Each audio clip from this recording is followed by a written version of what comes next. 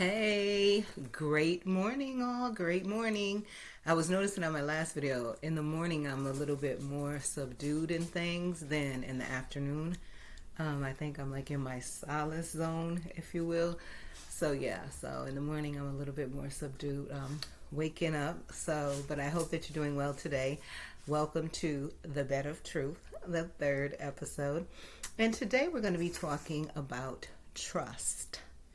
Okay, and according online is saying that trust is used 134 times in the King James Version of the Bible, which I thought was amazing. But it includes variations such as trusted, trusting, trusteth, and trustworthy. So I thought that was very interesting, first of all. If you all knew all those different versions, praise God to you. But yeah, thought it was amazing. So then trust on dictionary.com is defined as reliance on the integrity, strength, ability, or surety of a person or thing. Confidence. It encompasses confident expectation of something. Hope and confidence in the certainty of future payments for property or goods received, credit. Additionally, it can refer to a person or thing on whom one relies, the condition of one to whom something has been entrusted, or a change, custody, or care. So that was the definition of trust. So trust is also something a part of friendship, which was my first episode, and love. So I thought that was all interesting, all those different variations. But let us begin by saying, for me, trust is earned, not just given haphazardly, okay? Even though some people may be like, well, I trust that person. Let me define that. So I do trust, but like on the trust meter scale, I'm going to give you 5% in the beginning, and then as we get to know each other, then it goes up. You understand what I'm saying? I'm not just going to trust you 100% off the rip when I meet you. No, that's not how it works, and that's based probably on life experiences and such. So I'm going to give you trust 5%. I'm going to give you that rope. I'm going to give you enough to hang yourself, but if you don't hang yourself, kudos to you. So let's get into this. So the trust equation, in psychology is described as having four variables. There's credibility, reliability, which those two equal intimacy and self-orientation. So with the trust equation in psychology, it is thought that these four things are the variables for trust and how you could test it out. Credibility, reliability, then that equals intimacy and self-orientation. And in the article, What is Trust, that I skim through in Psychology Today, written by Paul Thargord, PhD, states that trust is a central part of all human relationships, including romantic partnerships, family life, business, operations, politics, and medical practices. So an example, if one does not trust their doctor, it's going to be hard for them to benefit from that doctor's professional advice, because we know that, yes, doctors are there for a reason, but we too, in order to trust them, I think from personal experience and me working in healthcare for many years, over 20 years, I believe that you too should do your research. That's in all things, because even in the Bible it says read to show yourself approved. They didn't mean just the Bible, they meant everything, because God knew this life was going to be fickle and chaotic and a hot mess since the garden when Adam and Eve messed up. You feel what I'm saying? So again, you may not trust doctors, but if you do your research about whatever's going on with you, I feel then you'll be ahead of the game so that when you do go to that doctor, you can give that doctor some trust. Not 100% because we can't trust anything or anyone 100%, duh. But yes, so do your due diligence on your part. So the article goes on to say that trust is a set of behaviors, a belief in a probability, which deals with math, abstract mental attitude, feeling of confidence and security, complex neural process that binds diverse representations into a semantic pointer that includes emotions. So I thought that was awesome too. I was like, okay, this is going real deep. So yeah, so it was an article in Psychology Today, if you Google, and everybody loves Google.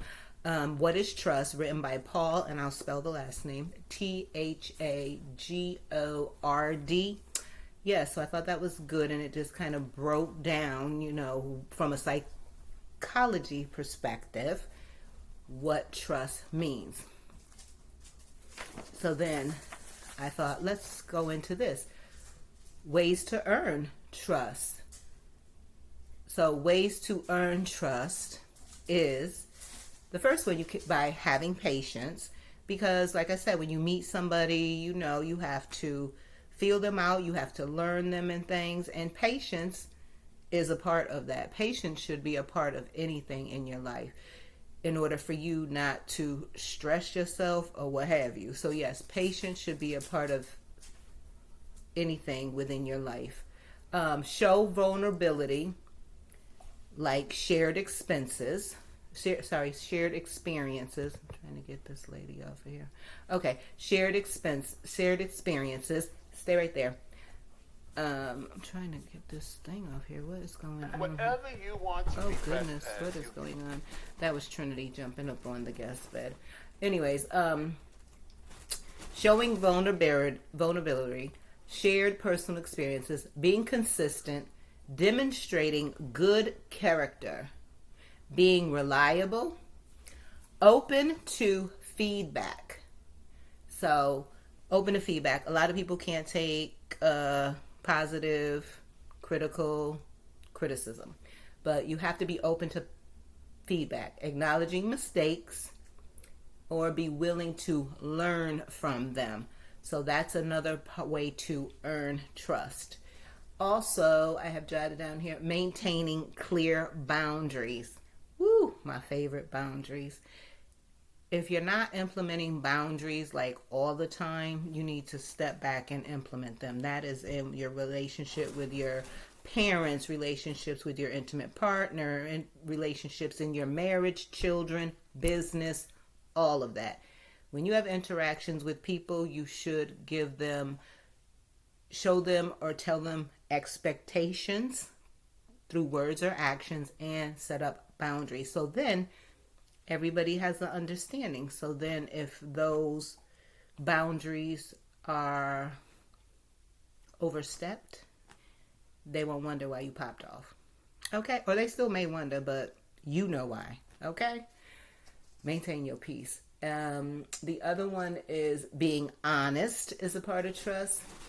And active listening is a part of trust. So this is Trinity's, okay, this is the guest room. So this is her little area with her blanket over here. So just ignore all that. Anyways, stay focused on trust. Yeah, so active listening. And active listening is something that you can learn or practice. And you need to do that so that you have better dialogues, better conversations with each other. You're understanding each other better. Because a lot of times in life, people are listening to respond, not listening to hear the other person. So trust is a big part of active listening. And also, I feel like I like the vulnerability, because the more you trust someone, the more you will be vulnerable with that person. So you go from the 5% up to 20% after knowing a person, maybe 3 to 4 months, you may share more intimate things with that person because you're trusting that person more and you're not hearing it back from other people. And then that also builds your trust because you're like, okay, I told this person something and they didn't say anything. Example, a real close, not even a close, a best friend of mine, after doing that series, shared something with me and said, I don't want you to tell like your mom or your daughter, who she knows I'm close with both of them. And she was like, yeah, I don't want you to tell neither one. I was like, okay. And then when she felt it was okay, or she was in a different place, let me say, she said I could share with them, which I did. And we had that discussion this year, and she was like, I thank you for that because I can't believe you really held that. And I'm like, yeah, I mean, I'm all about confidentiality. You could share anything. I mean, I'm not going to tell the next person and all that. And I just pray that other people do the same for me. So today, from the Better Truth, it's trust. Where are you at on your trust meter when you meet people or with people that you currently still deal with? Where are you on your trust meter? Like I said, some people you could know for a long time and you trust them, but they do something shady, you get the cutoffs or you get distance. Like I'll just recluse and say, yeah, and I still may speak, but I'm not sharing everything with you because I don't trust you anymore because you went from 95 down to like 60 and yeah. So, and that's another thing. Certain people I trust certain things with. That's the other thing. I don't share everything with everybody based on how long I've known you or what have you. Like I said, because based on conversations and life experiences and over time, you may be down here at 60 and someone that I've known for a shorter period of time because they've shown me by their actions, they may go up the trust meter past you. So yeah, everything can't always be about longevity or how long I've known you. It got to be about your actions too. So anyways, and that goes for me too, for anybody that I deal with. You know what I'm saying? Use these same variables for my relationship with you all. So anyways, from the Better Truth, trust. Have a happy Saturday, and I'm going to enjoy my Saturday. Until next time, ciao.